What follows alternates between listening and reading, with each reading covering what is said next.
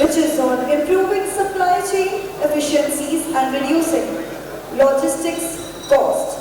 The flourishing industrial activity in Odisha is encouraging supply chain and logistics players to improve their service efficiencies and provide better services to the community, which is shippers.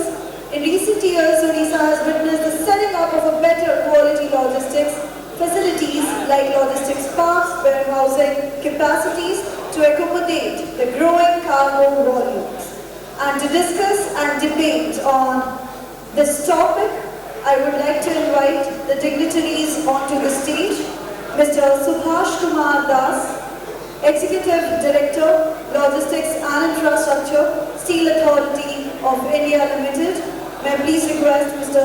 Subhash Kumar Das to kindly join us up on stage.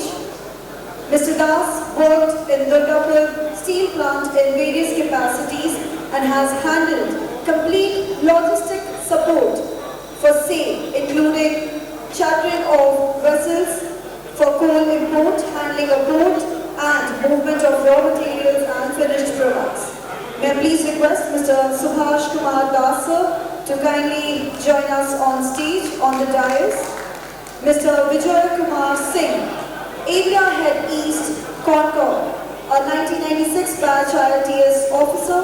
Mr. Singh brings 25 years of rich experience in railway operations and commercial business development, container services and logistics management in Concord. May I please request sir to kindly join us upon stage.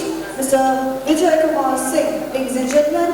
Mr. Shauvik Mandal, CEO, APJ Intralogistics Private Limited, with over 20 years of experience. Mr. Mandal is a driving force behind APJ Real Estate's growth and expansion, commercial properties, business centers, and warehousing and industrial parks. Mr.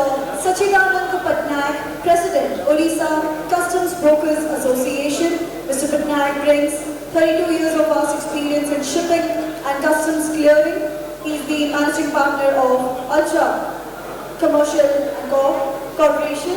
Mr. G. Sambasiva Rao, Managing Director, Shravan Shipping Services Private Limited. Mr. Rao has more than 40 years of experience in shipping industry, handling end-to-end logistics. He's the first person to start a CFS in Andhra Pradesh in private sector bank in 2004. Mr. Himadri Patnaik, Managing Director, Exim Logistics Private Limited. As the Managing Director of Exim Logistics, Mr. Patnaik has successfully steered the company from being a startup to rupees 250 crore enterprise with more than 30 branches across the country, which is commendable. Captain Nitin Puri, Senior Vice President, MSC Agency India Private Limited. He's representing material shipping company Eastern region from past 12 years. So may I please invite him on stage. And to moderate this session, may I request Mr. Adit Pal Chaudhary, Director Services, Bangalore and Company here today, will be moderating this session with over 28 years of corporate experience. Mr. Chaudhary is currently serving on the board of Visakhapatnam Port Logistics Park Limited, a joint venture between Bangalore and Visakhapatnam Port Authority. With this, may I hand over the floor to Mr. Adit Pal Chaudhary to moderate the session. And with this, I would like to bring into your notice that we have placed more than 6 mics in the forum, so anybody with any queries or questions can straight walk towards the mic and ask all your questions. Mr. Adit Pal Chaudhary, sir, may I please request you to kindly proceed with the session for today.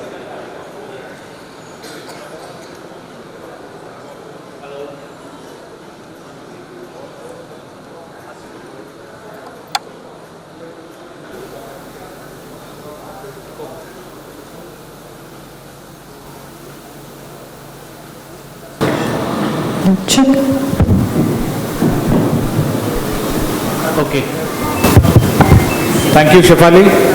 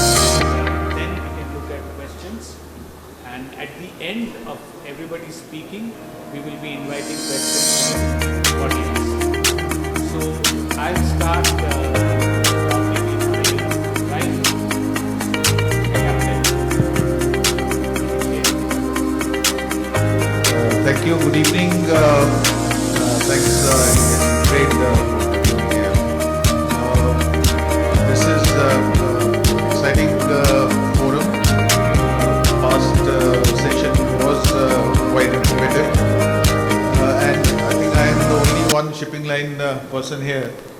Rest all are from landside infrastructure.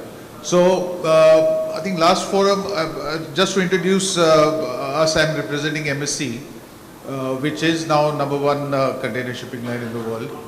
And I hope everyone knows about MSC. Nothing much to add on that. But interestingly, what points were raised about Paradip port, or why Odisha business is moving to adjacent ports in adjacent states, that is Calcutta, Haldia and Vizag, instead of coming here. If we are talking about that numbers, what are given projection is originating from Odisha, why would any shipping line will not come here if right kind of cost and volumes are given? Any shipping line will come here.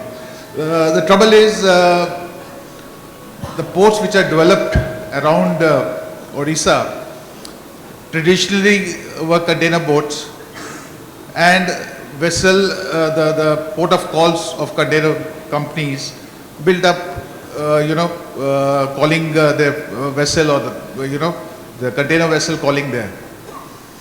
If that kind of demand could be created by customer going to shipping line, no, I will do business only out of Paradip or Dhamra, whatever the Odisha port where they have the infrastructure, I'm sure that the shipping line will open up this ports. But then again, I said the demand and cost has to be viable. The shipping line will offering to customer this port. And about the cost saving in the topic what we have, multimodal logistics. Obviously the cargo has to go where the cost is minimum. So if a cargo originating from Odisha must find a way which is distance wise attractive in terms of cost, is faster, and the availability of space. If these are available, naturally the cargo will flow there. So as a shipping line, I can say if demand is there, the shipping line will always be there to cater to customer. Captain, so that was more from a continuity perspective in terms of session 1 and session 2. The topic that we are actually addressing today in this session is improving supply chain efficiencies and reducing logistics costs. So we are talking about various things, and oft-quoted parameter, of course, is the 14% logistics cost and how it can be brought down to the targeted 8, which is something that is benchmarked against the European economies and things like that. So I'm sure panelists would be having points around that. Effectively, what it actually means is for the shippers really to become more competitive by about 4 to 5%, and that is how they can be much more competitive in world economy, and that's how our exports can grow. And as the target for us is to grow from a larger perspective in GDP, a lot of that growth can come if we are able to build our exports to a much more sizable number as to what we have done till now. And I think all the efforts from the government as well as various kind of nodal ministries are working towards that. And the audience does not need to be told out here about the initiatives. Of course, PM Gati Shakti, sir had spoken about. It's something that is trying to bring together various ministries, bring together the planning efficiency. Then we have the ULIP efforts towards, I think, changing the modal mix in terms of, because we are a very, very heavily dependent on road logistics as a nation, whereas all other countries have got much, I think, balanced mix, railways, waterways, inland as well as coastal. So those things typically are very skewed in favor of road, and that actually adds to the cost. And we, of course, once again heard in the first session about the relative difficulties about getting rakes and hence railways. So we will be hearing from speakers about these kind of things.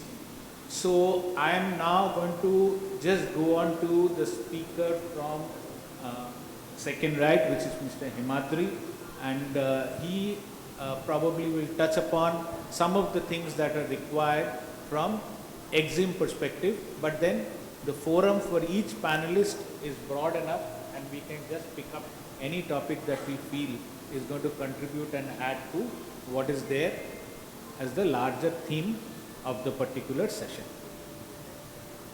Thank you, sir. Good evening, everyone. Myself, Himadri Patnaik from EXIM Logistics Private Limited. We are a total logistic company into road transport, custom clearance and freight forwarding. And we have presence in almost entire India, around 42 offices. So today I am here to talk about the impact of road transportation, freight forwarding and custom clearance overall in logistic trade, and in fact how to reduce the cost, why the road transportation industry cost is so high, and why when we compare it to the European countries like Germany, France and other countries, US even, our cost is around 14%, India's cost is around 14%, whereas their cost around is 8%. So in that perspective, I'd like to tell you things which you might not be knowing, like the impact of the cost of vehicle, the diesel cost, and the time that we're taking, the time and all, which we need to analyze as shippers, as manufacturers, we need to analyze. And in terms of LPI, Logistic Performance Index, that the global index that we have, where we stand 38, and where we can improve as a custom broker, the custom broker, that index has gone down, India has gone down in that index. And apart from that, in terms of freight forwarding, how the manufacturing industry and the shippers can reduce the cost, the ocean freight, total cost, and ocean freight is a part of it. So I'll be giving you some ideas which might help the industry.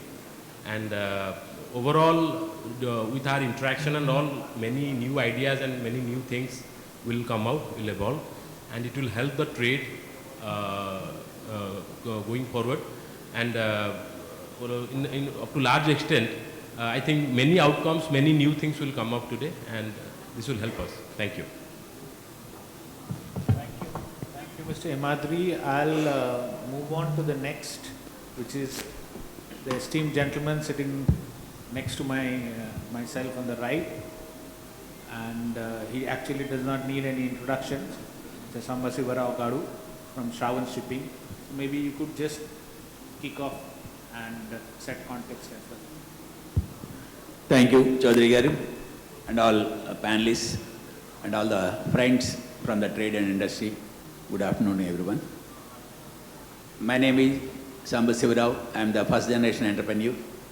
I am the first man who put the container freight station in combined Andhra Pradesh. Everybody talk about the infrastructure. Infrastructure will not come just like that. Lot of challenges. You will not have the containers, at the same time custom cost recovery you have to pay 1.5 times. Customs people will put big list. Assistant Commissioner, Superintendent, Inspector, handling. We don't know even whatever revenue is there, forget the bank. Even custom cost recovery, you will not get the money when you start the business. People have to take a call, why you have to start the business? What government is going to do? This type of things we have to take it up through the proper channel. Custom cost recovery, when we are part of the custom department, we are promoting the system. Customs initially they are not supposed to charge anything. If that type of things will come, it will be good for the infrastructure providers to come forward and create the infrastructure. Infrastructure in India today, it's not that easy. At the same time, even today, whatever the loan you take from the bank, the system is there. You have to pay the money. If not, even 1 day delay, entire system, they'll make your account NPA. Then many people say, why you have to come for the infrastructure business, better go for real estate business, where your money in 2 years, it will be double. So that you know what to do, what not to do. End of the day, the man who is having the money is more important. The man who is creating the infrastructure is not that important. That's what many people feel, that is also right. But People like us, in fact, when you started the first CFS in Visakhapatnam in 2004, second CFS 2015, recently we got one permission from Kakinada, one more CFS. All these things, because once one CFS, you are debt free, go for the second CFS. So that the first one will support the second one. Then second one is going to be debt free, go for the third one. Then it is going to support you. Like that, we are going to create the infrastructure. End of the day, yes, definitely lot of hard work. In the same time, whenever you see, our friends are telling why everybody is not coming to Paradeep. Because how many holidays government is taking in Odisha? Out of 365 days, I think more than 160 is the holidays. Then whereas if you go to Visakhapatnam, out of 365 days, even national holiday like January 26th and August 15th, people want to work with overtime. Any exporter, importer will see the bottom line. Nobody have the love and affection of Visakhapatnam, it may be Kakinada, it may be Paradeep, it may be Harlia. Any of the exporter, importer will see what is the bottom line, what I am making the business and the profit. That's the core subject that is important for any businessman. That's what I will tell the people. Nobody is coming by seeing me to Visakhapatnam. What infrastructure I am providing, having, what is the cost I am charging, all this matters. Then end of the day, people like us, one way, the good, this one, what Honorable Prime Minister has taken the decision is PM Gati Shakti. How many people are using the PM Gati Shakti in right direction? How many ports are using that, having a proper plan using in right direction? What is the local support? Small road expansion, people go to the high courts and getting the status. Where is the logistic, where we are going to reduce the logistic cost? If you go to somewhere, they have the monopoly. Oh, you must keep my vehicle only, this is my cost. How the importer will go to other ports? So these are the real bottlenecks in the ground level. Some people say, I don't want to name it. They said, okay, all vehicles, any loading has to happen from here only. So why it will be like that? Because from it is very near to Visakhapatnam, that gentleman will quote 1200 rupees per ton. Actually, it is only 500 to 550 rupees. Because people are paying because of the monopoly. Because you want to do anything, you must come like this. Anything, even in Paradeep, if you are going there, Lorry Owners Association, they decide. Because they are not the people to decide. Exporter, import will decide what is that, what is right and what is wrong. They say this is the price you have to pay. So this type of bottlenecks, when someone has to clear it, because until unless the mindset of the people is changed, no port is going to develop, no state is going to develop. Change the mindset of the people. Then accordingly, change the ecosystem. Then, and our friends rightly say, the cost of logistics is shooting up. Because our governments are going to add 18% on diesel. Every transaction is changing every day 18%. Then where is that? One way government says bring the logistic cost. Other way they say even the toll gate charges and top of it GST. All these things are there. And the ground reality, yes, end of the day, if once people can change the mindset, people can have the ecosystem in proper way, then only the ports will develop, then only the infrastructure facilities will come up, then only ease of doing business, government will get the revenue, all other things, then local youth will get the employment. Yes, definitely, as my friend Mr. Venkateswar Rao rightly say, there is a challenge when the moment a container cargo is going to come up, you get a lot of MSME people going to get the benefit. Even a small people, small MSME entrepreneurs who is having the capacity of 200 kgs, he can send the cargo parcel to all over the world. These are the opportunities so that automatically local MSME, women entrepreneurs, youth, all these people get the benefit. This is a good advantage.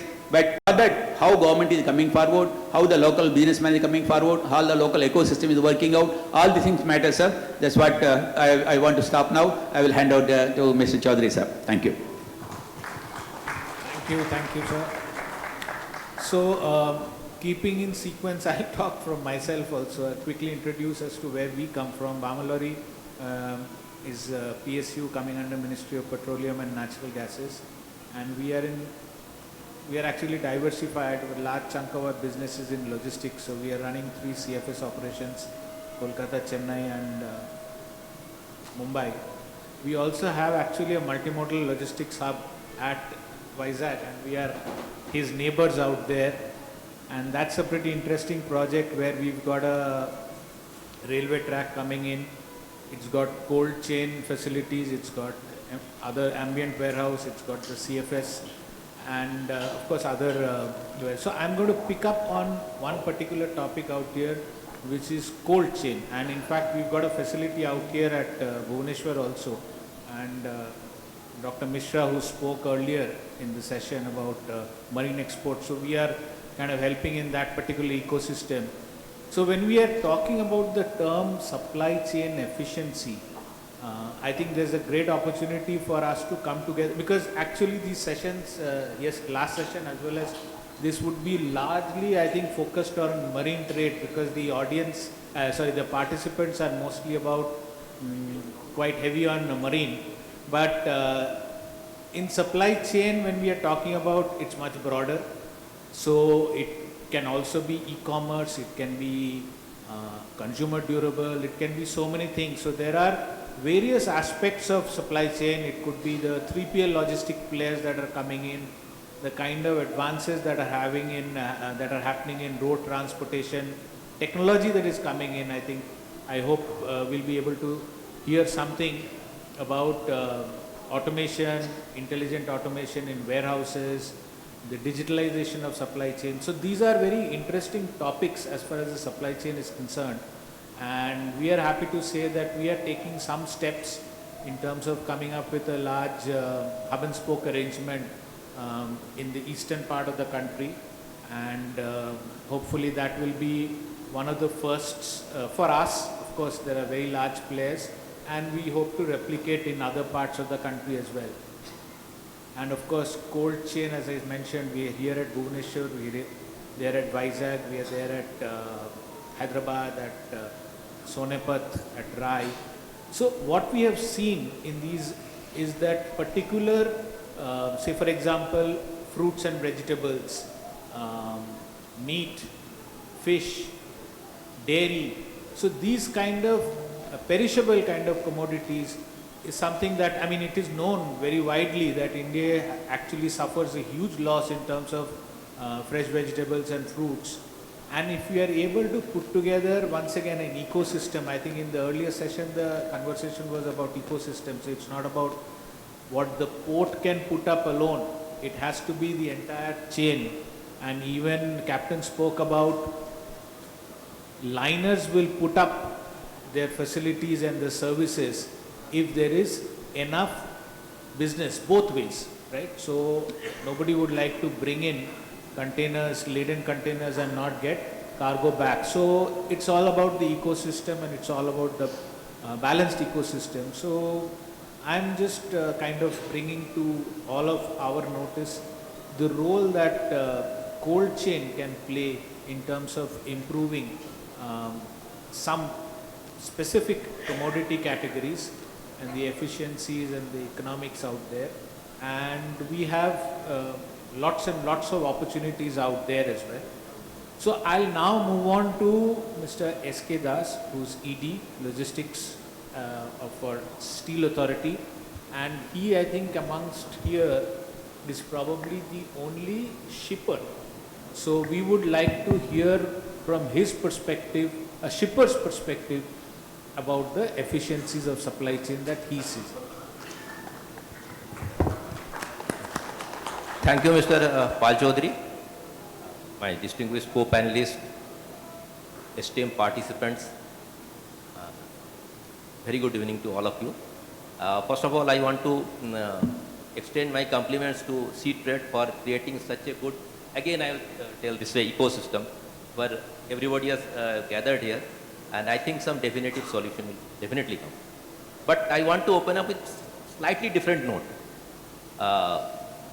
In recent address, UN Secretary General, Mr. Antonio Guterres, what he told the era of this global warming is ended, and we have entered into era of global warming. And this he has told after the scientists confirmed that this July, this last July 23, on track going to be the hottest month on the record. So global warming, we are not in a global warming the era, we are in the global boiling era. So climate action is no longer a luxury, it is a must. So if you see any economic activity, there is lot of fossil fuels are being used, and there is a rampant unchecked burning. And what is the result? The global inventory of these greenhouse gases are increasing. And that again this greenhouse gas has played its ugly effect, and we are in the era of global boiling. what concerned our UN Secretary General. I think that is the worst concern shown by any of the UN Secretary in the recent past.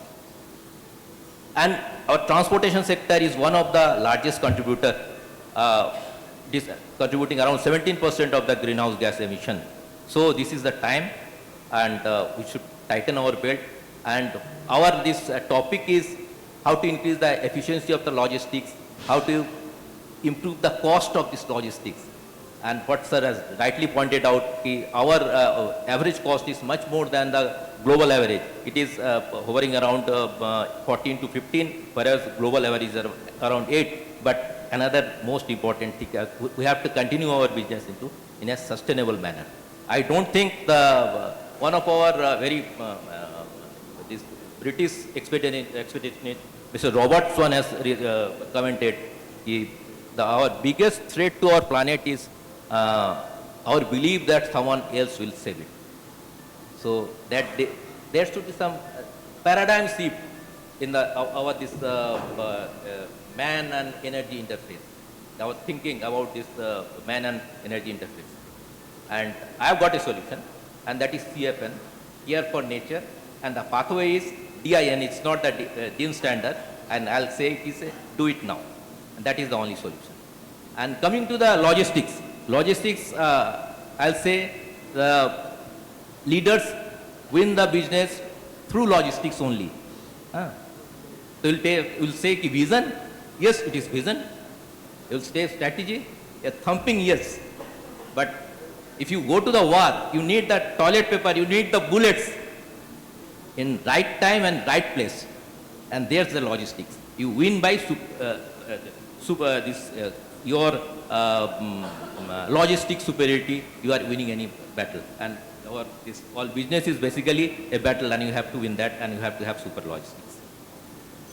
So now coming to, I am from steel industry, I am a Steel Authority of India. We are making around 20 million tons of steel, and for each ton of this steel making, we have to move around 4 tons of total material movement is around 4 tons. And we are again going to add around 12 to 13 million ton in coming 4-5 years. And our peers in this steel making sector, they are also going to add some, it is around 40-45 million ton. And more surprising or encouraging fact is, it is coming in this eastern sector only. This is a steel making hub. So logistic challenges are definitely very high. So as a steel maker, my 3-4 challenges are there in front of me. First, we have to have the most cost-effective business. I have to reduce my cost. And next, most important thing is you have to have your raw material and your final product. It has just in supply, has to be ensured. Third most important thing, you have to keep the inventory level to the minimum. It should be minimum or optimum otherwise. And fourth most important thing is you have to immune yourself to the international risks.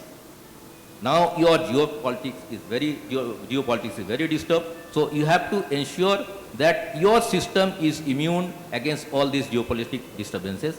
And fifth one is the most important one, that is the sustainability. And we have got lot of challenges. Right from, if you go for the supply side of this raw materials, it is very volatile. Your price is volatile. So you have to go on changing your supply sources. That is there. Prices are very volatile. Today, steel industry is mostly dependent on this coal. Coal has to be imported. We are importing coal and flux together. We are, like our peer industry from Tata Steel, he was telling you, they are importing around 23 million tons of coal plus flux. We are bringing around 20 million tons, and that is from different countries of the world, USA, Australia, then Russia, Indonesia, whatnot, different countries are there. So again, we have to even this sourcing is from different sources, so it has to be in the optimum manner, and you should have always some alternate sources ready, so that if any disturbances is going on in a particular country or particular place, your cargo supply to your plant is not disturbed. Another most important thing is, rightly in the last panel, everybody has deliberated at length at it, that is the congestion of the railway tracks. Railway movement is very sluggish. Then rake availability, poor rake availability, we are getting disturbed. But still, we are thankful to both the railways and the port authorities that still we are with their help only we could sustain our production level of this 20 million tons. So we are really helpful, thankful to those people. And then another most important thing is that is intervention of this digital platform, integrating this digital platform in this our business.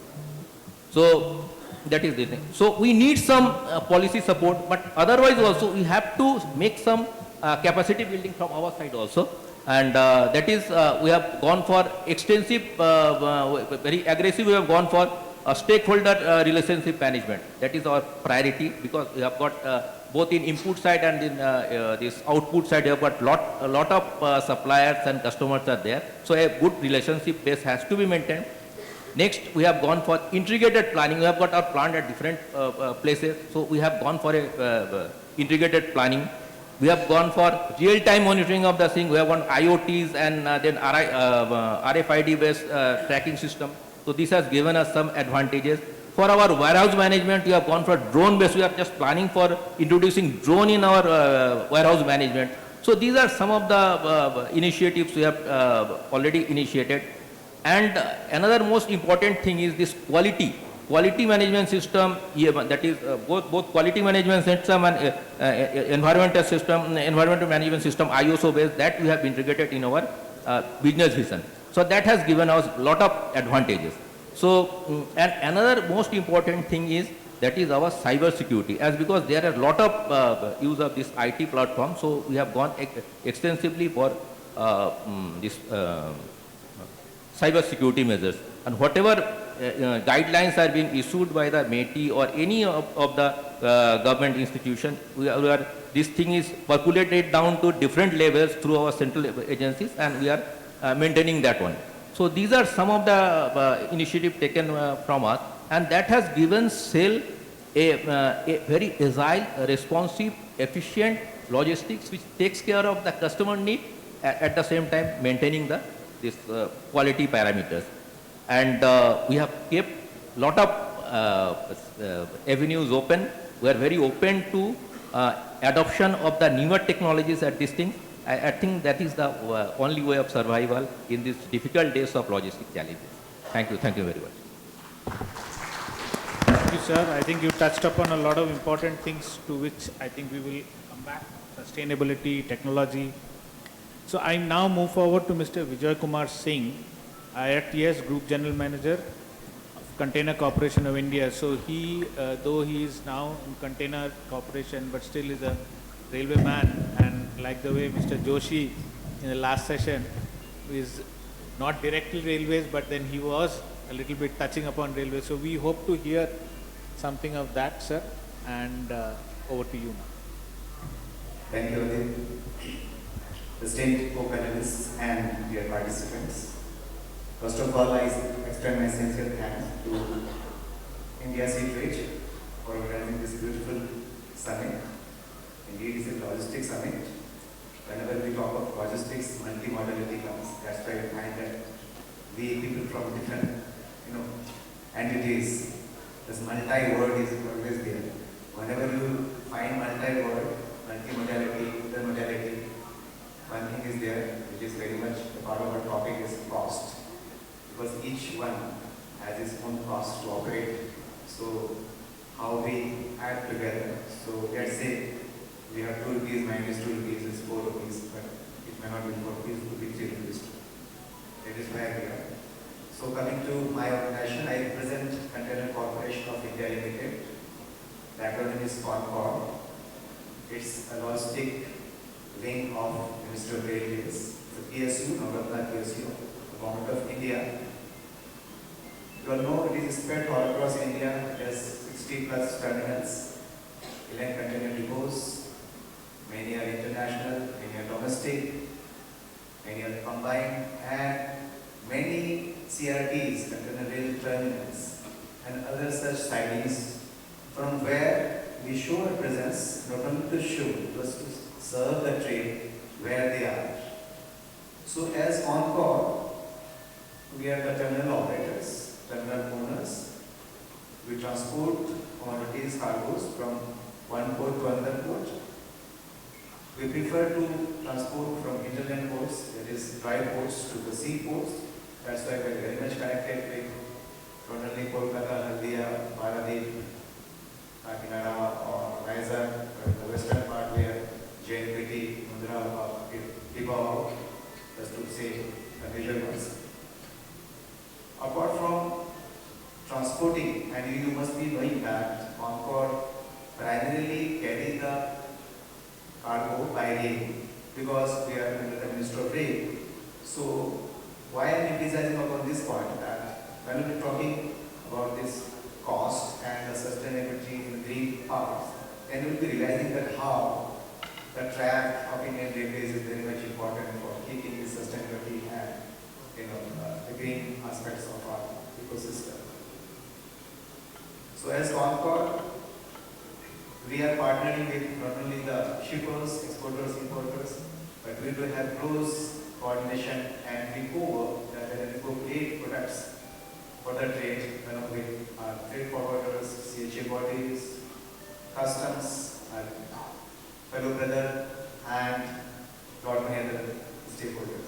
So together we create the product, and it is what logistics. But yes, logistics is very costly in India because time and again it will be hearing the number 14%, 15%. So for putting it down to 10%. I look forward to hear from many of you, and whenever I will chip in with my part, with the rest of my experiences with Concord Indian Railways, I look forward to having this discussion. Thank you. Thank you, sir. So I now go on to Mr. Shobik Mondal, who is the CEO of APJ Infra Logistics. So opening remarks from you, sir. Yeah, good afternoon, my co-panelist, this august audience. Before I start on to the project, the topic what Aditya has given to me, I'd just like to touch on the cost factor. Cost we are talking since morning, since the first session.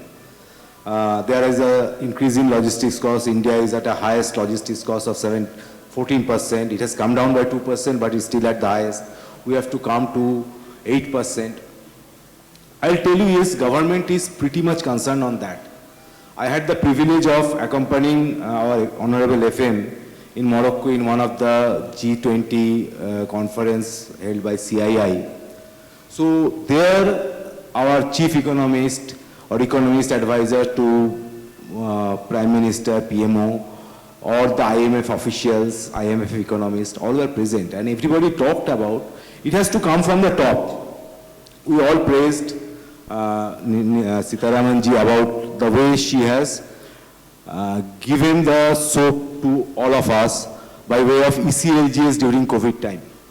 So the discussion was that if we have to reduce the cost, it has to come from the top. So now, if I am making an investment of say 100 crores and I have to repay it at a 9% rate in 5 years, I am on a simple basis, my average cost is coming to around 29 crores almost per annum, which I have to charge on to the customers. The cost is not going to come down.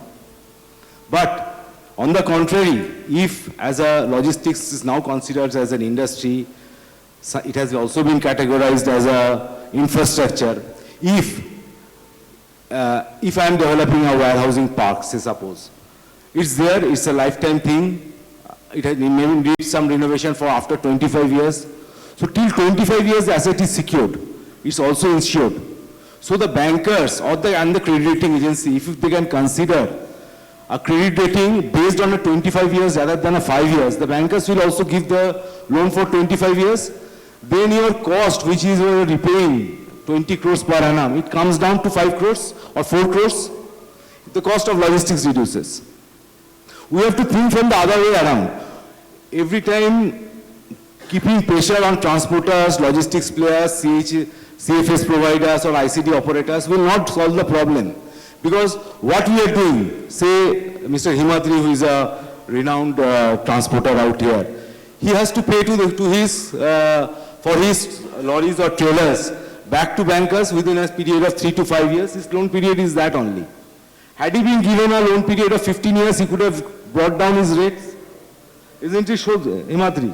Same thing happens what Rahul has just said, that customs, in spite of providing the CFS facility, the customs, which is an extended arm of customs, in GST we all are extended arms of government, right? We all collect GST.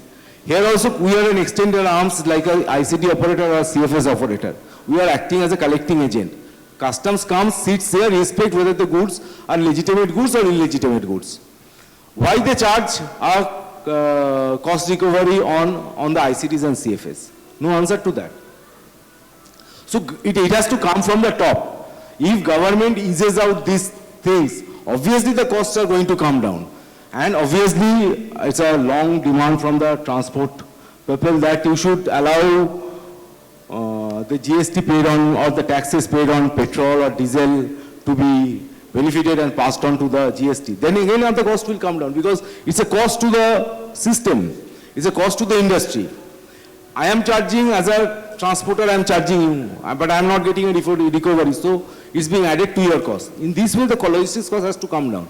Logistics cost cannot come down just like that. I am paying EMI on my trailer, I am paying interest on my trailer, I am paying fuel cost, I am paying to the drivers, I am paying to the loaders and unloaders, and I am paying for the warehouse charges.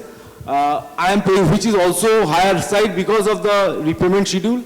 I am paying, in spite of whatever palletization cost we reduce by increasing the height or by automizations, the cost of the infrastructure is there.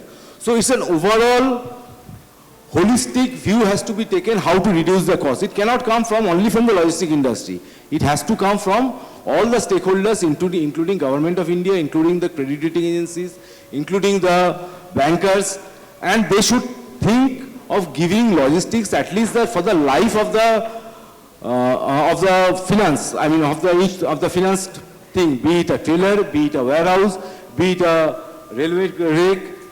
It has to be throughout the life. It cannot be for 5 years or 7 years I am looking at you and you have to perform in that manner. So the cost will always go up.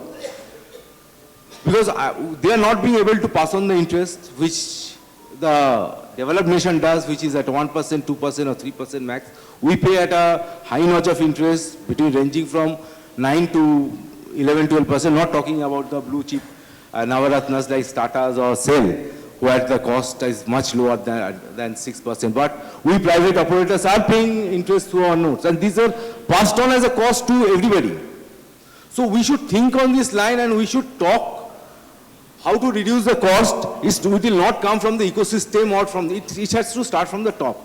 If Government of India thinks that cost has to be reduced, then that necessary information has to be passed on. Boss, see all the infrastructure industry till the life cycle. Then only it is going to come down.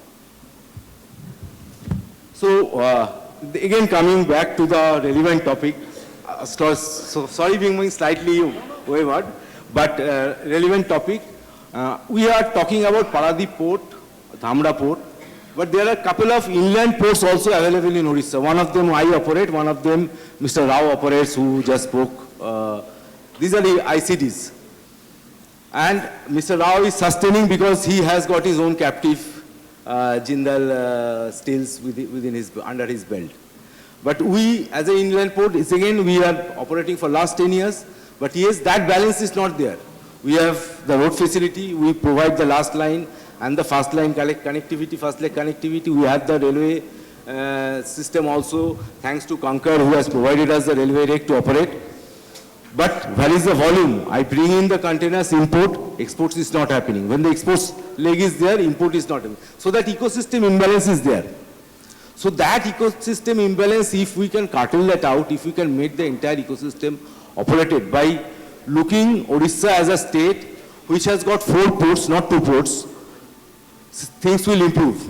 Because western part of the Odisha, where the plants like Vedanta and all are there, they will obviously like to have a shorter distance and a better ecosystem back to Vizag. They will not come to Paradip or to Dhamra because the logistics cost will go up for them. So if we use the hinterland ICDs as a transshipment point, and from there, because it's customs authorized and exports or imports starts from there itself, things will obviously improve, and it will obviously, once the liners get confidence, they will obviously call the ships in Paradip or in Dhamra, more container ships. MSC operates mostly out of Jindal, my neighbor. These things they used to operate with us also, but they're now operating in Jindal. But it's same thing. They has to also have the empties back. So empty is one of the thing in our CFS or ICD business where it is to be curtailed. I am bringing in the imports. My client Tata Steel brings us a lot of imports. Right. Now if I am being made as a BL point, the empties will be dropped out here. Then the exporters can take those empties back to again to the ships, to the shippers. That ecosystem needs to be done. I mean, exporters, there are small MSMEs out here who are in touch with us. But ultimately that volume they are not able to give. They can give maximum 15, 20, maximum per month.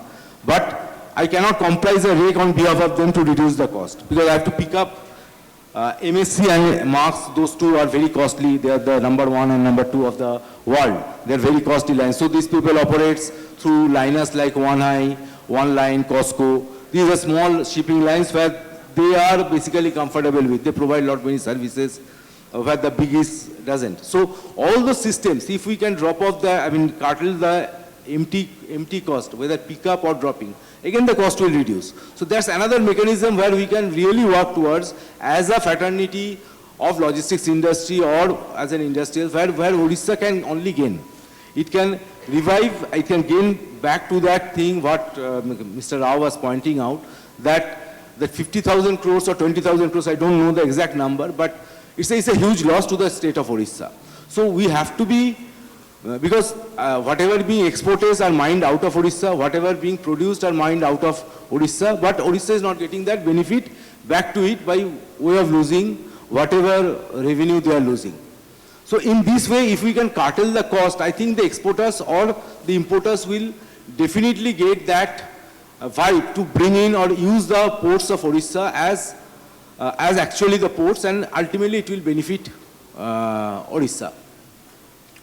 So apart from this, I would just like to point out, warehousing is also another thing which we should also touch upon, which is basically also reducing costs, because now grade A facilities are coming up, lot many automation is coming up. Again, on automation, now we were building warehouses up to 13 meters eve height, which is 39-40 feet.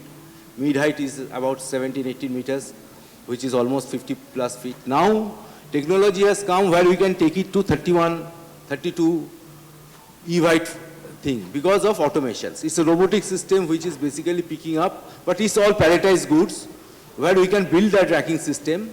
But again, it's a huge cost of investment. And if government only supports by spreading it out, because per rack cost in a normal warehousing is something around 2,500 rupees. Whereas in that automation, if we go to that automation, that will cost not less than 20,000 rupees. 10 times extra investment if I put it or my client puts in, he has to also recover. So there has to be a spread of the infrastructure cost over its lifetime, because the racks will not go away, or it is going to be there utilized for 20 years or 25 years or 30 years. So if that is so, that the finance should also be stressed to that level so that the cost comes down to each and every person. Then only the product cost will come down, then only India can become competitive in the export market also.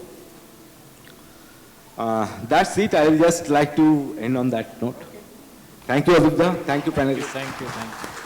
So I go next to the last speaker of the panel in that sequence, not necessarily the last speaker per se, Mr. Sachidananda Patnaik, who is the president of Odisha Custom Brokers Association.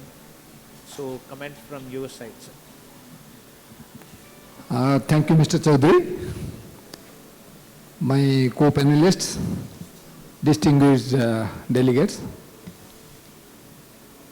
Actually, this discussion is basically it's a logistics summit, multimodal logistics summit. So as we know, the entire EXIM business in globe,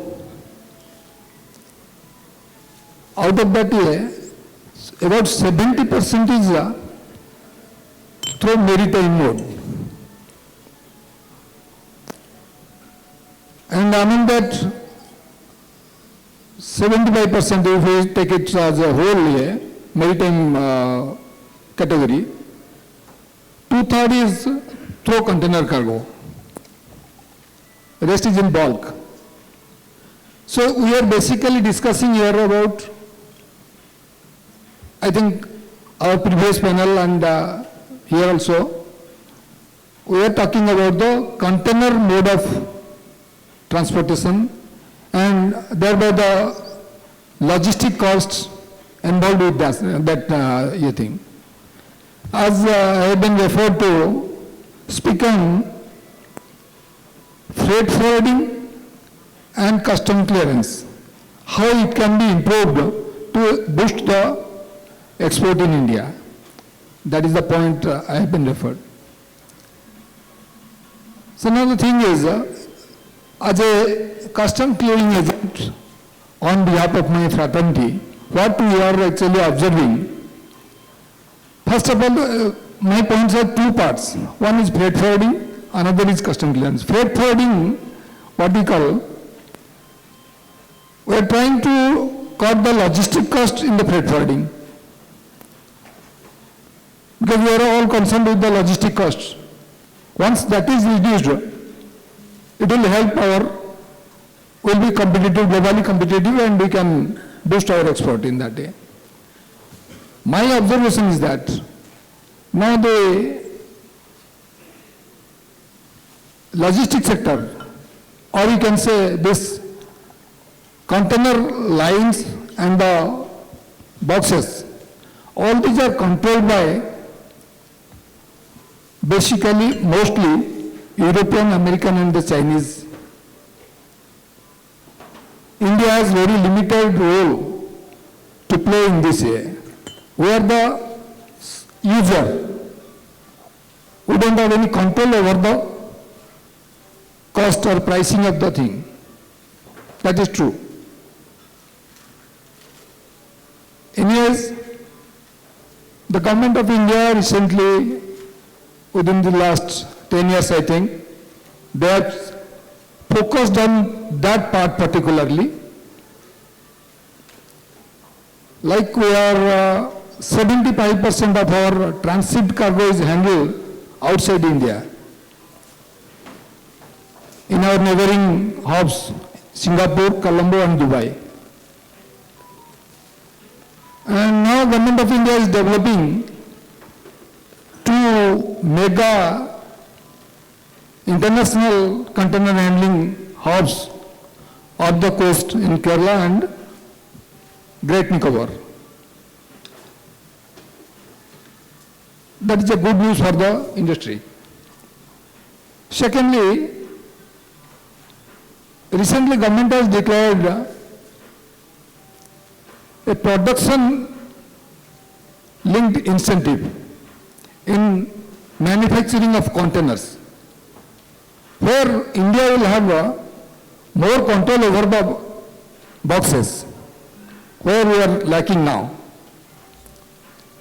Because that pricing, that is also killing, that is also adding to the cost of logistic, which everybody is worried about. So once I think these things materialize, that will help a lot in controlling the logistic cost of the nation, and ultimately it will support our costing of export commodity.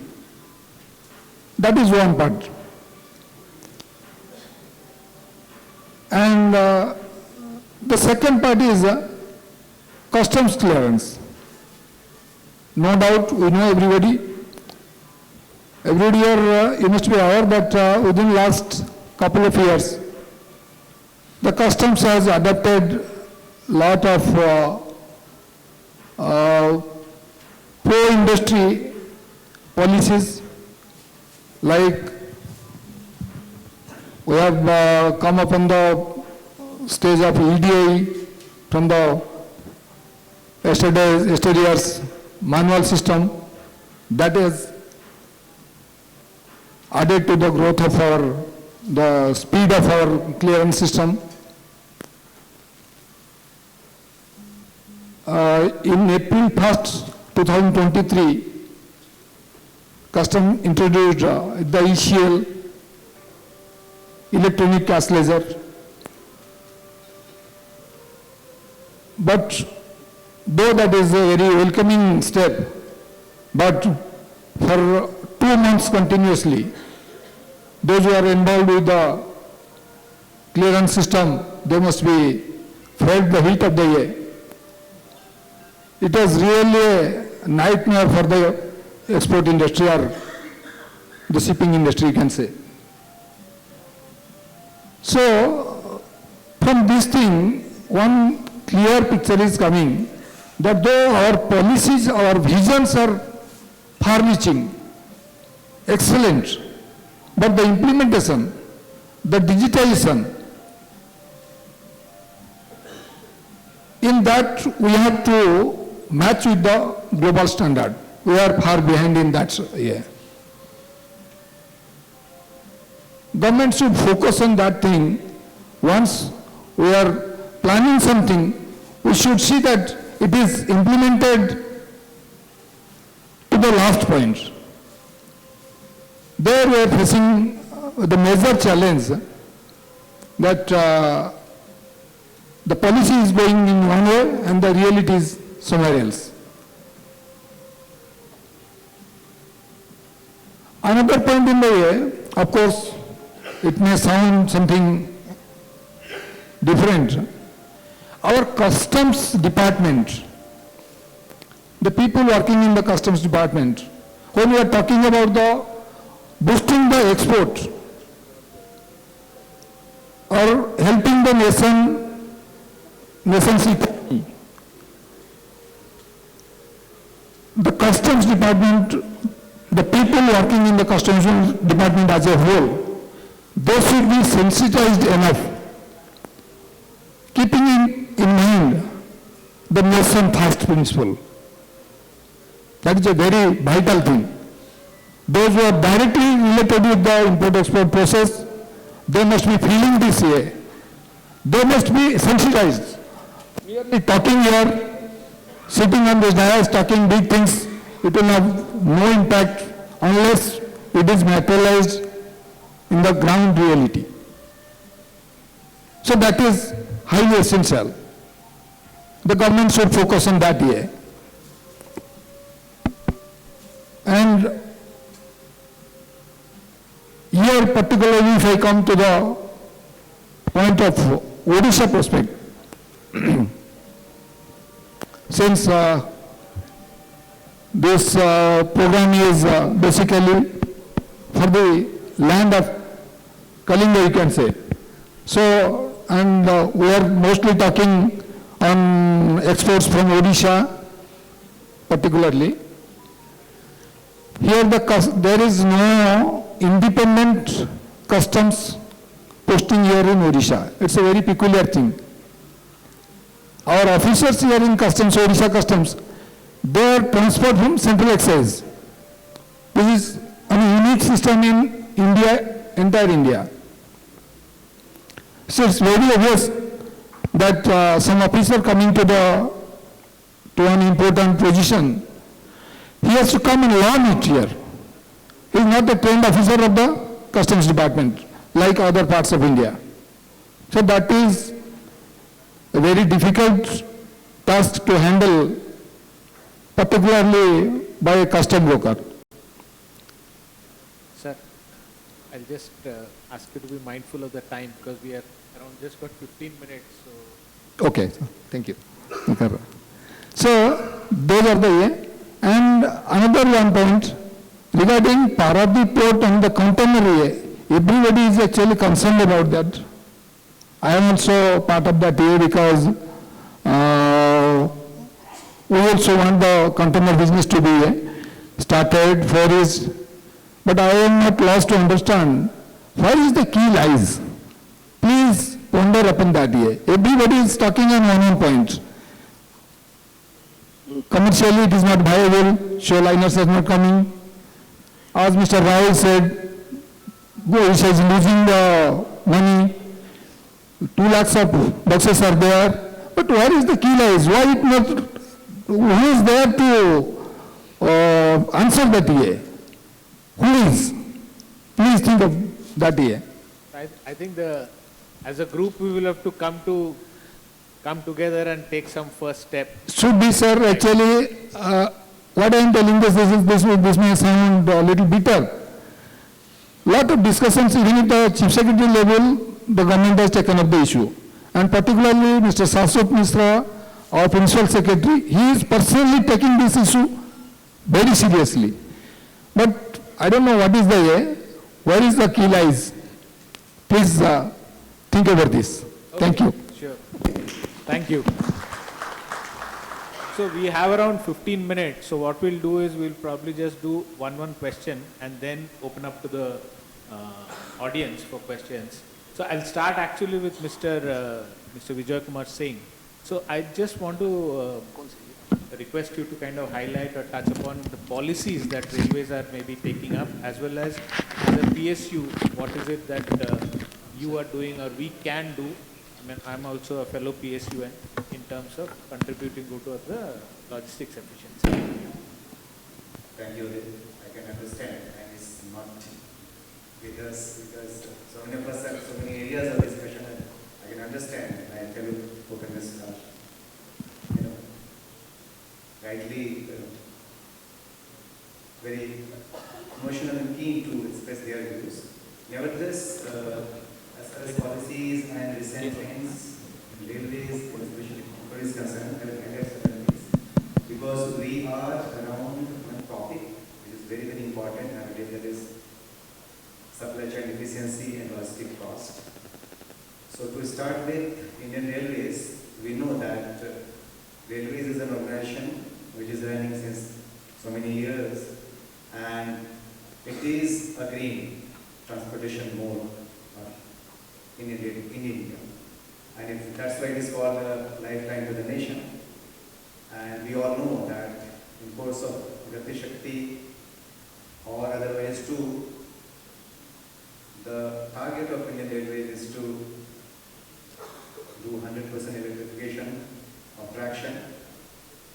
So you might even know there is a technical word 100% electrification of traction. It does mean that the pollution level otherwise within Indian Railways is very less. It is again going to go.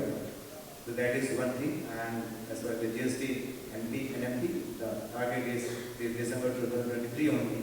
That by December 2023, we shall be achieving 100% electrification. So we are moving towards that ultimate goal where the mode of transportation, which is railways, which is major in India, and especially from hub to hub and so many other nodes, is going to be very, very green. That is one. Secondly, with this Gati Shakti, which is a recent transformative approach of Government of India, wherein interministerial platform has been created. And this was expected by the trade fraternity, by the economic fraternity from the Government of India, that this sort of collaborative approach should be there, and it is there. So I personally and as a whole the trade body, we feel that this is going to be a great happening in India, wherein the concerned ministries at apex level, under regular monitoring of Cabinet Secretary, is watching each and every transformative approach towards creating infrastructure, aligning those routes, cutting down the cost, also looking into the concerns of forest and other bodies, because otherwise these things got stuck up for many years, and having a separate yet collaborative approach of different departments. That is very important. As far as railways as a department is concerned, those GST initiatives are towards again multimodality, efficiency and division-wise approach. So that's why in all the 68 divisions of Indian Railways, we have Gati Shakti units. And around 100 the cargo terminals have been identified and 39 have already been commissioned. So I think some of our participants and the state delegates were asking that what is the implementation of Gati Shakti. So this is a huge infrastructure related thing. So the result, the impact would be seen, which has already been started seeing, and we can be very hopeful that in times to come this will be very offering and beneficial to the trade country. Now coming to the Concord, we as a body of Indian Ministry of Railways, we have initiated many steps toward these activities because most of the movements we do from the railways. Okay? And though we have the capacity and the permission to do the last mile and first mile, which we do as a complete logistic service provider, but mostly from the long distance we move the commodities from one place to another by rail. This itself is a self-sustaining and a green practice, which is very important. Thank you. Thank you. I'll jump to Captain Nitin. Just would you like to touch upon as to what is the kind of digital initiatives MSC is taking up and how that can be also thought about in the larger context, because skilling, upskilling of the overall workforce and digital, so these must be two important factors that are bearing in all of our minds. Right, sir. Thank you for the question. It's quite important, and especially after the pandemic, what happened, what we saw. I mean, it helped us to give vision. Yes, digitization does help. I mean, shipping kept moving because of, that one factor. Although there were lockdowns, but everyone worked online and it helped. So, as a shipping line, which is now what, 30 to 40% of what we could do, there's still a lot of to be done. I mean, we are at 30 to 40%. So if we go full swing digitization, we are talking about the BLs, documents, the invoices, go online. Nobody has to come to office. It comes to your computer or maybe mobile, as a matter of fact. So that's happening. Some lines are already into it. Our shipping line also is working on it. I mean, that's the future, what will happen, which will help in efficiency, cost control, security of the documents. Obviously, for this digitization, you have to have skilled labor, skilled staff. So, I mean, both go hand in hand, which is happening. Shipping lines are investing in, upgrading their staff so that they are, knowing what to do. They are made process holder, so the accountability is there in the staff. I mean, it doesn't go, higher up and then they take call. They can take decision there and then. So digitization helps that. And I think, and then we talk about ULIP. If it comes, a single platform where customer just go into that platform and he gets his invoice, he gets his BL, he gets his DO. I mean, this is what we are talking about.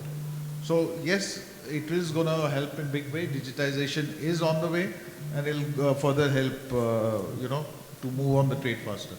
Thank you. Thank you. Himadri, from you are, I think, almost a startup and you've scaled up significantly.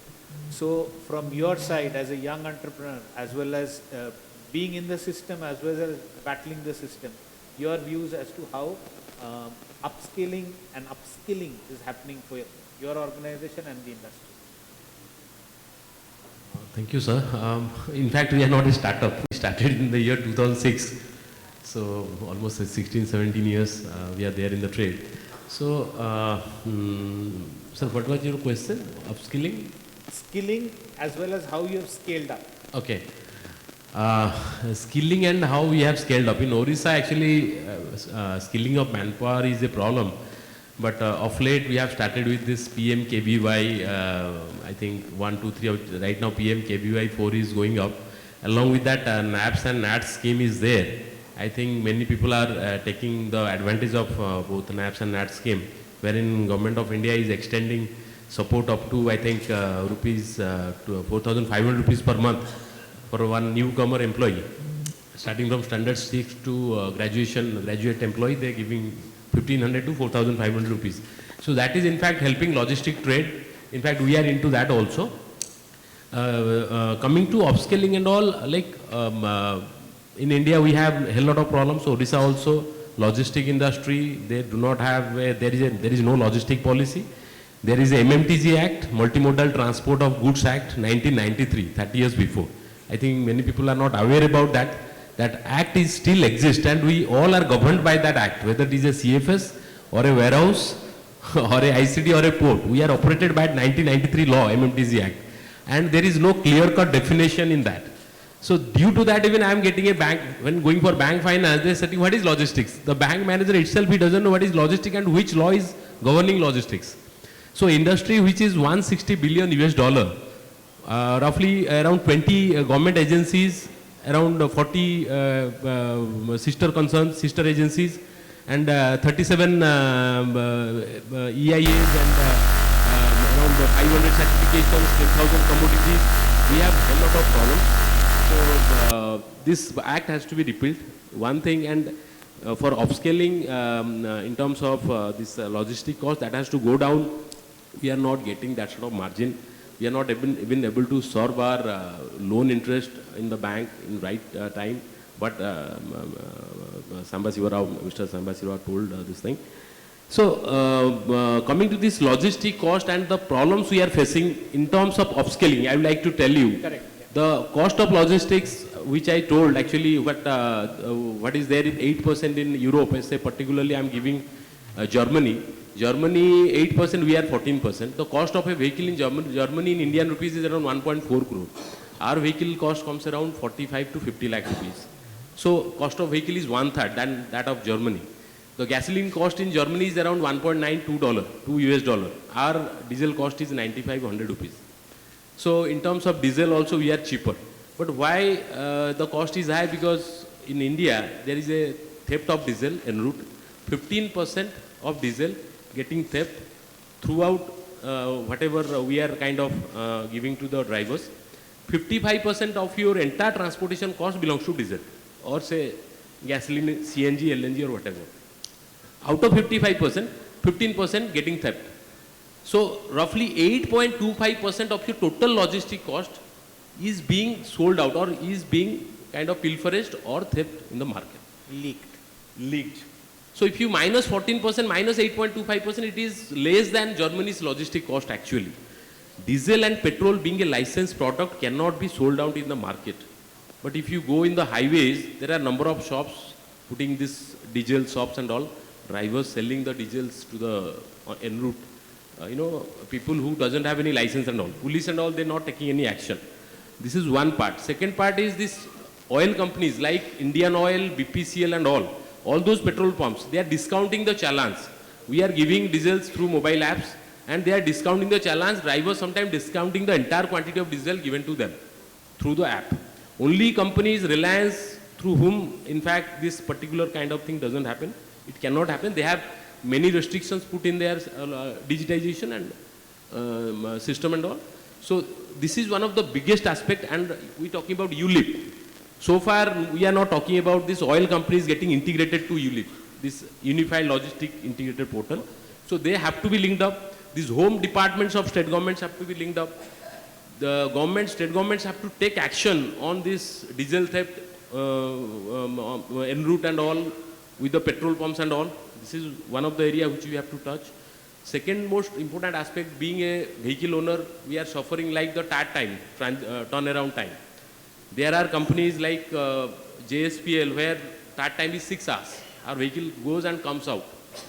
The beauty of the system is that we are saving a lot of money out of that. But there are companies, I should not name them, they take 3 days. The driver goes inside, doesn't have any food to eat. He remains inside. How he survives for 3 days, God knows. So you have to reduce that time while taking the vehicle inside the plant. I am giving examples like OMC Daitari, they remove 1300 vehicles in a single day in 12 hours time. Tata Steel Sukinda Mines remove around 600 vehicles in 8 to 10 hours time. There are plants also, they remove 30 vehicles in 4 days time. I think people might have experienced that. That also increasing to the logistic cost. Fourth part is the driver. We're not talking about the drivers. Drivers are, 6 standard pass. We have a BS6 vehicle with telematics system, and this identifies when vehicle theft occurs, or they discount the challans and particular quantity of diesel doesn't enter into the system. We can identify through the telematics system how the driver drives and what he does exactly with the vehicle. But he's not trained, and nobody bothers to train him. We are selling vehicles, but we do not have any training center. Driver do not have soft skills. Roughly 65% of India's cargo getting transported through roads, and drivers are very important for that. So in terms of upskilling, we are giving training to them. We have in-house training manual. We have developed on our own, and giving that reward recognition thing we developed on our own, kind of to identify them with our organization to sustain for a long run. And in terms of this green energy and sustainability, I would like to add one more thing. Diesel vehicles are going to may go away in next 8 to 10 years time max, because OEMs have launched this new vehicles, LNG vehicles, liquid natural gas vehicles, wherein the mileage will go for 1,000 kilometers. One load, it will go for 1,000 kilometers. And it will impact this green carbon emission and all. This will impact in a positive way. So these are the things. So we are looking forward to it, to this LNG vehicle and all for upskilling and all. Great. Thank you, sir. Okay. I have just a very quick question for Mr. Das.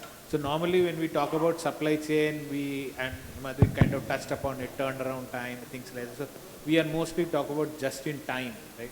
Whereas a heavy industry like steel, where the plant cannot afford any shutdown and it has to keep running. So we are talking more about just in case as opposed to just in time. So whereas just in time, obviously, a reduced inventory will actually give far better economics. So what is your view, and how is it that a company like Steel Authority is looking at inventory management from a supply chain and cost perspective? Very pertinent question. You have to make a judicious balance between the two things. So any process plant, so you have to make a judicious balance between the two.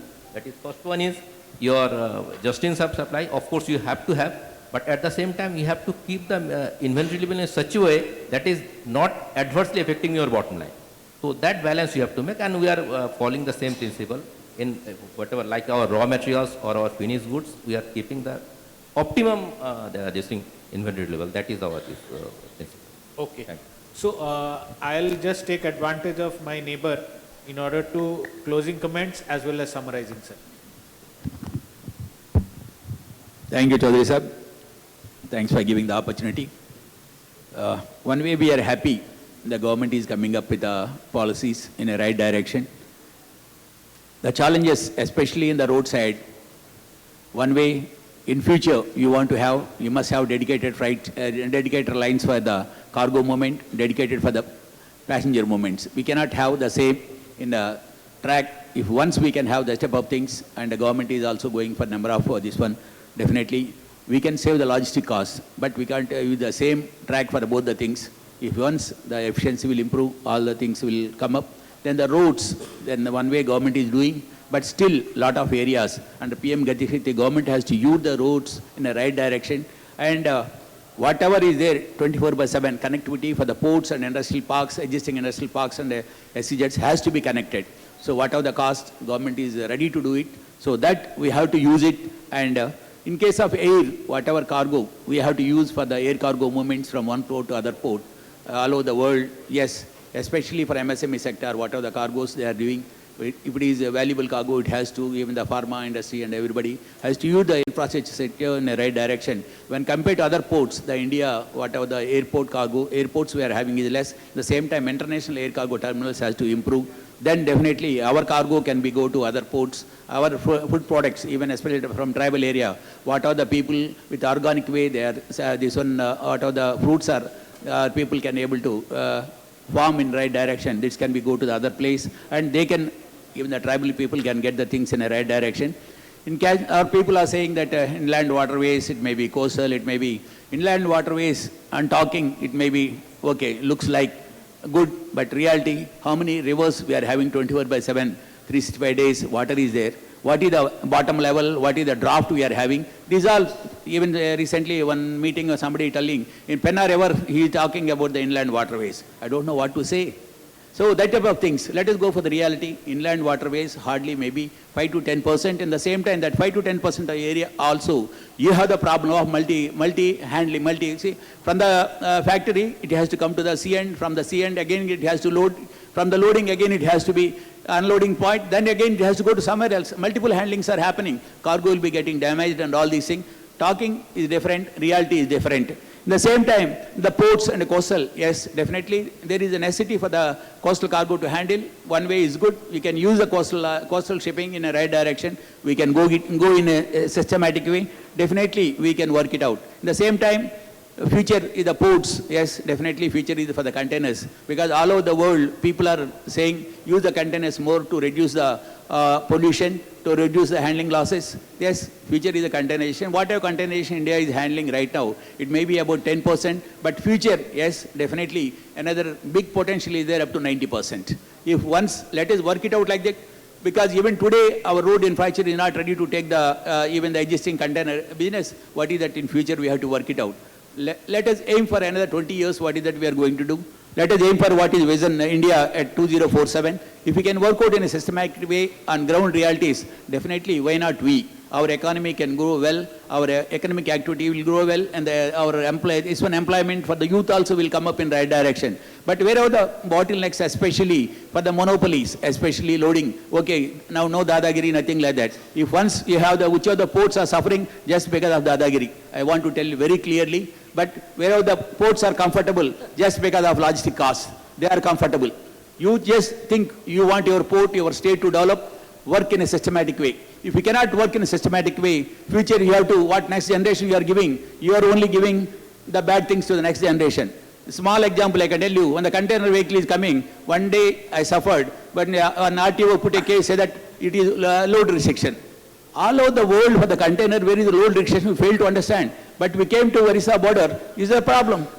It's all the change of the mindset, change of the people, because he wants money from everyone. I said, I taken a decision, I want to fight with that fellow. One day I fought it, finally he left the vehicle. I said, you write the case, I will take up the matter with your minister. See, these type of things, people have to change, whatever the things are changing in the logistics sector, and all these things, if once people can change the mindset, even the local people, how to encourage the entrepreneurs. If you go to Gujarat, they encourage the entrepreneurs to come and put the industry infrastructure. Like that, if we also can do it, definitely, to all the multimodal logistics, we can work it out. Definitely, we can make our India is a better India. We can be, our people are aiming, why not we be in top 2 or top 3? Definitely, we can do that in a right direction. I am very happy for the India Sea Trade for giving this opportunity. Thank you very much, sir. Thank you. So I think that brings us to the end. So in the interest of time, what we'll do is, because Shobhik has to rush off to catch a flight, we'll do the group photograph, and after that, rest of the things, Shefali, okay? First, we'll do the photograph. Thank you so much to all the eminent panelists for such an enlightening session. I may please request everybody to kindly proceed for the group picture, and I would also like to invite on stage Mr. Tapan Sen Gupta, CEO, Vivek Freight and Logistics. So may we please have you on stage for doing the honors for our esteemed panelists who were here for this amazing session. Requesting Mr. Tapan Sen Gupta, CEO, Vivek Freight and Logistics. So may we please request you to kindly join us upon the dais.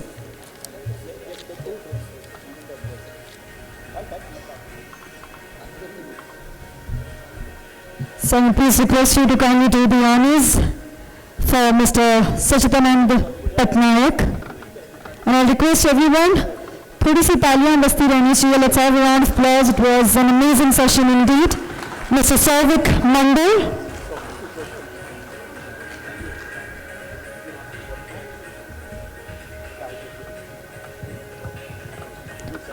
Mr. Sauvik Mandal. Mr. Sachidanand Patnaik.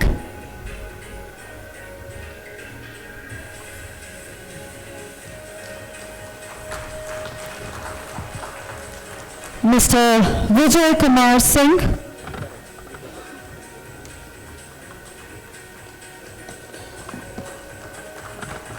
Mr. Subhash Kumar Das.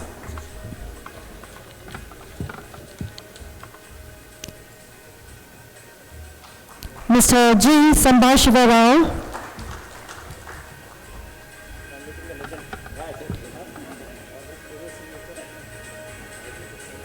Mr. Himadri Patnaik.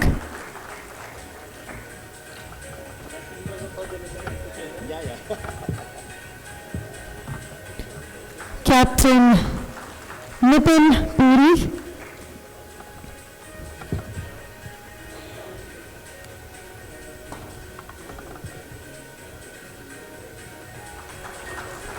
And last but not the least, our moderator, Mr.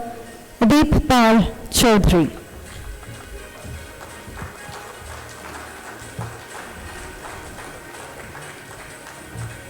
Thank you so much. I'll request all my dignitaries to please take a seat. Yes, absolutely. So what we did was we kind of quickly concluded because one of the panelists had to leave.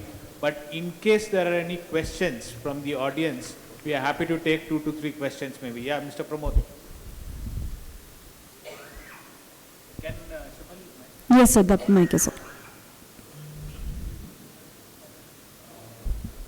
of all, thank you very much for inviting us, and I am thankful to the CK who has given us opportunity, and thank you very much for all the good deliberation, at least seeing the opportunity from all of us sitting here. We are happy to go back that there is so much opportunities are there. I have following one small questions. One is from to Concord, Mr. Singh. I just wanted to know, being in a company, you have developed many terminals. Why you do not give access to all the government hospitals? And if you do it, the cost is so high, it has become uneconomical. So terminals are made from government of India. So why not all terminals can use it? Because that is, and those terminals which you can give the permission, which will bring the logistic cost down. This is one of the areas I just wanted to ask question. Can I put second question together or wait for answer? One person. Because technically, our terminals, which are 60 plus across India, and recently we have opened up 2 terminals. Basically, we have already inaugurated and the terminal is operating, that is MMLP Paradeep. On 27th, Honorable President of India, she came for the Boito Bandana, and that inauguration was there. Otherwise, IFCO is operating 60 plus trains per month and many PFTs, and we have other containers, and also another in Jajpur, which has operated very soon. Only railway connectivity part is there. Now the question is, why Concord terminals are not open to all that operators?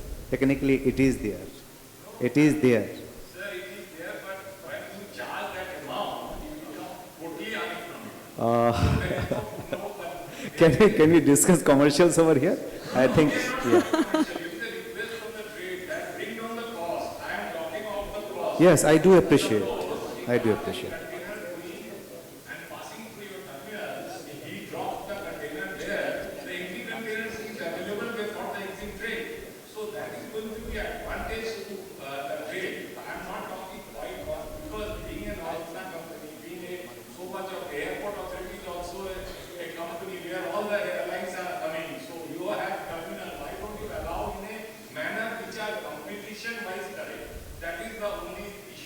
Your suggestions are well noted. We are open to all. Again, anyone who is offering to us, please do meet me. Thank you. Okay, sir. Thank you. And last question to our Mr. Das. You are such an excellent company. You are importing and exporting from ages before the independence or after the independence. You have developed battery infrastructure at all the locations of the ports. My question is, now inland ports are there. Why don't you use them? You are not using them.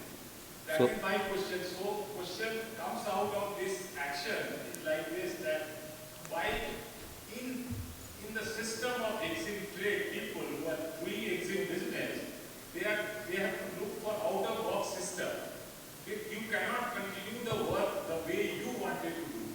So, and you are continuously doing it. So, change of mind is also required to bring logistic cost as a natural way of bringing down the cost. That is the only two questions I wanted. Although I have two other questions also. So, thank you very much. Thank you very much. It's a very relevant question. I think this is the reason we are here. So, it's a multimodal transportation system. We definitely need some seamless transition between these waterways, this rail logistics and this roadways, and so just to ensure the first mile and the last mile connectivity. That is our requirement. And you are very rightly told that these waterways, inland waterways, that has to be developed because this is a sustainable solution for coming days also. And we are quite thankful to our policymakers. They are also actively thinking on that line also. And we definitely, in my talk, I already have told we are very open to adopt the newer things. So definitely, when some economics will be there, of course, we are ready to forego something because I have already spoken about the sustainability. If it helps us to be in a sustainable business, then we will definitely adopt those things. Thank you very much. Again, reminding this thing. Oh, thank you. Thank you. Thank you. Maybe you can introduce yourself. Good evening, my name is Mayuresh. I am founder of Technology and co-founder of Programs. My question for the PSUs first. Then how can we eliminate the lobby system which we've been working since ages? Let's say for Paradip or anywhere we go, we do not get the business. The people, those who are old, maybe we are having ideas or innovations we want to put, but we are not given the business or the opportunities. Though the policy is there that 10 to 20% they are offering the job to the necessity of the startups. Now for the private sector also I have a question. I'll come up with that. That is the common lorry or the Concord or the CLE. Yeah, I think I take that on behalf of the PSU panelists. So I don't think we are talking about any lobby because actually PSUs are very, I would say, they are extra careful to make sure that none of those things happen.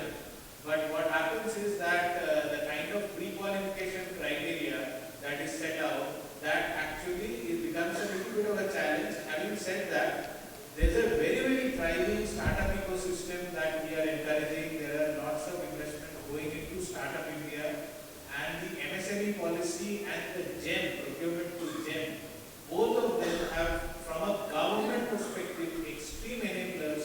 And as PSUs, I see that we keep on getting a new set of suppliers. So I don't think there is any effort initiative for people to block in people. In fact, it is very encouraging right now, I would say, given the system.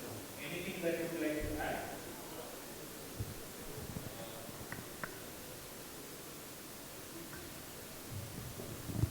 Just I want to second what Mr. Palchowri has told. Exactly across the PSU, similar system is being followed, and after this introduction of the JM and things are much more smoother. So don't worry, we will definitely get a chance. You are most welcome. If you have got any queries regarding Paradip Port, you can meet the Paradip Port authorities, and I am also there from Steel Authority of India Limited.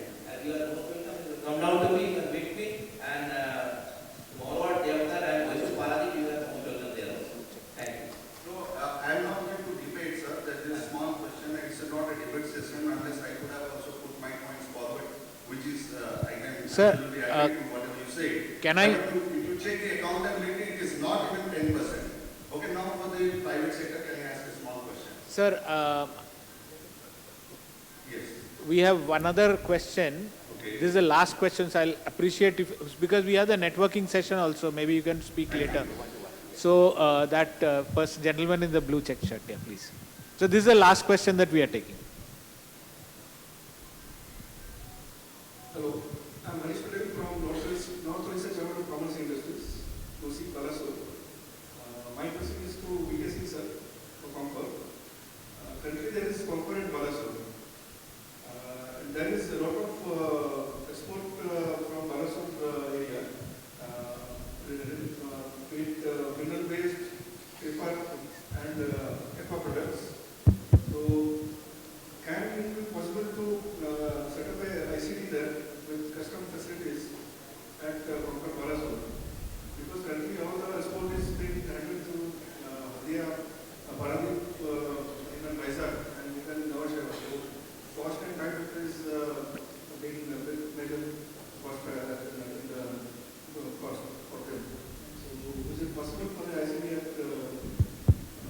Thank you for the question. Balasore, we call it CPIB. It is close to our heart because in that particular area, we started Concord presence with Balasore. Somehow the land is with railways and partly with the local bodies, and we are operating there mostly the domestic traffic. Jindal is there, I think. So now we are also opening very soon, in a 1 month or so, one ICD with domestic as well as international facilities, CFS, at Jajpur.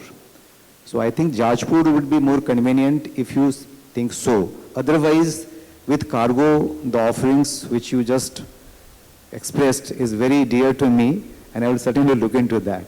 In what way we will be serving either through Jajpur or with Balasore, our existing one.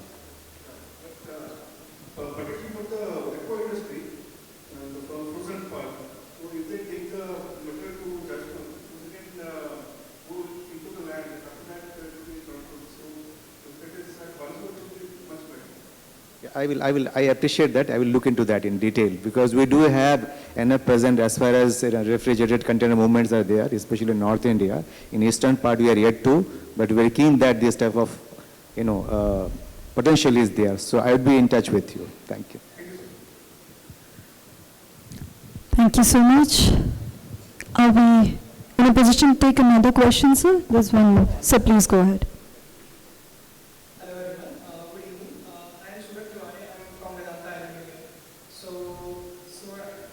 Thank you so much for this India Safe Trade for organizing this such amazing logistic summits for interacting with all the industry stalwarts. So my question is, as we are discussing the logistics efficiencies and India's presence in the global supply chain, so what I'm just like to present my case, like what I'm facing with my customer being a shipper. So what we are facing right now is when we are dealing with the customers in most of the global like areas like Europe and Africa. So they are facing the challenges that where the cargo is well located. They are not getting the idea that when the cargo will be getting when the cargo will be arriving at their destination. So the transit time is a major concern for me, and the website is also not showing the... Can you keep the question specific and brief? Yes. So my question is for the shipping, so Mr. Puri can answer. So why there is such delay in the transit times and the customer is facing such issues? Right. See, it's depends on the shipping line. Depends on the what is the transshipment hubs conditions are. Situation changes as the things as time goes by. Yes, the pandemic, post-pandemic, the things that all the transshipment hubs were congested. The connections got delayed. The ports at the destinations were choked up. The landline routes, we are talking about US and Europe, all were the truckers were not there. So at times this happens, but I mean, to tell you, there is no real answer why it happens. It all depends on the transshipment ports. If it gets stuck, there too much congestion there, the connection can get delayed. But as the thing ease off, you will see the changes happen. So the thing is, it is like business impact is also on this thing. So when we are discussing the logistics cost, so the consignee getting upset why the cargo is not delivering in the exact time. So he is like, so it's like both of us. So when we are discussing the business. I think what you need to do is you have to choose the right partner. No. You can deliver at time what you want, at the cost what you want. If I want to present India in a global supply chain. Yeah, I mean, this can be discussed during, networking session, yeah. Thank you so much. So with this, I'll please request you, sir, to kindly take a seat. And the session got a lot of counters and a lot of defenders, I must say so. But yes, what an enlightening session. And may I please request the dignitaries to kindly take a seat off stage. With this, we are expecting our chief guest for today, Honorable Minister of Industries, Micro, Small and Medium Enterprises and Energy, Shri Pratap K. Shri Dev sir, to be here any moment. So I please request everyone to be seated, and when he is here, I will definitely request all of you to have a lot of energy, because to find them here this day is definitely a pleasure for the entire fraternity, if I may say so. We will be heading with the third session in a while. Till then, I'll request if all of us can still be here. I certainly believe all of us need a certain relaxation, but it's just a wait of 5 more minutes and we will be welcoming our chief guest and getting ahead with the third and the final session of today.